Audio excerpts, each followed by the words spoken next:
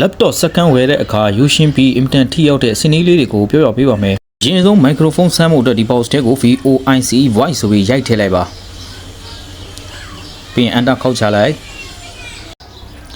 ဒီအပြန်အောင်လေးကို double click နှိပ်လိုက်ပါ။ဒါဆိုရင်စပြီး recording ဖမ်းနေပြီနော်။ပြီးရင် stop လုပ်လိုက် stop လုပ်ပြီးဘေးနား recording ဆိုတဲ့ file နားမှာကိုဖမ်းထားတော့ပြန်ပြီးနားထောင်ကြည့်အတန်ကြည်လင်ကြားပြီဆိုရင်အဆင်ပြေပြီနော်။ဒုတိယစနေကြတော့ကွန်ပျူတာဟာဘယ်လောက်ထိရုန်းကန်နိုင်အားရှိနေတယ်လဲဆိုတာကိုစနေပါခရုံးတစ်ခုတည်းသွားပါ YouTube ထဲကိုသွားလိုက်ပါပြီးရင် box ထဲမှာ 4K ဗီဒီယိုဆိုပြီးရိုက်ထည့်လိုက်ပါပေါ်လာတဲ့ထဲတစ်ခုရွေးပြီးဝိုင်းဆက်သွားပုံလေးကိုသွားအဲ့မှာတစ်ချက်ထောက်လိုက်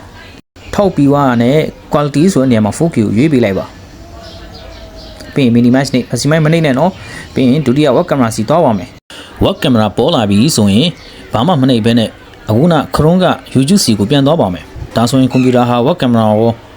YouTube ရောအလုပ်လုပ်နေရတဲ့အတွက်ကွန်ပျူတာရဲ့ရုံးကန်အောင်ကိုအကြမ်းမြင့်ခံမှန်းဖို့ရာ task manager စီသွားပါမယ်အောက်ဆုံးဘားတန်းလေးကို right click ထောက်ပြီးတော့ပေါ်လာတဲ့အထက်က task manager ဆိုတာကိုရွေးလိုက်ပါ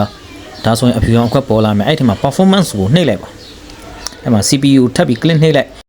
ဒီ box လေးတွေကမြင်းချောင်းဟာ CPU ဟာဘလောက်ရုံးနေရလဲဆိုတာကိုမိတ်ဆွေတို့ပြောပြနေတာပါတကယ်လို့ဒီမြင်းချောင်းလေးက box ထဲမှာအပြည့်ဖြစ်သွားမယ်ဆိုရင် CPU ဟာအားကုန်ရုံးနေရတယ်လို့မိတ်ဆွေတို့ပြောပြနေတာပါဆိုလိုတဲ့သဘောကတိတ်မကြခင်ဆက်ဟာဟန်းလာတော့မယ်ဆိုတာကိုမိတ်ဆွေကိုနမိတ်ပြနေတာပါ web camera ရော video play နေရတဲ့သုံးသမားတွေအတွက်ဒီကွန်ပျူတာဟာရေရှည်မှာသိမသိဆိုတာဆုံးဖြတ်ချက်ချဖို့အတွက်နည်းလမ်းကောင်းလေးတစ်ခုပါဘယ်အပိုင်းနေဆက်စရအောင်မလဲဆိုတဲ့တတိယပိုင်းကိုတိတ်မကြခင်တင်ပြပေးတော့ပါမယ်ကျေးဇူးတင်ပါတယ်ဗျ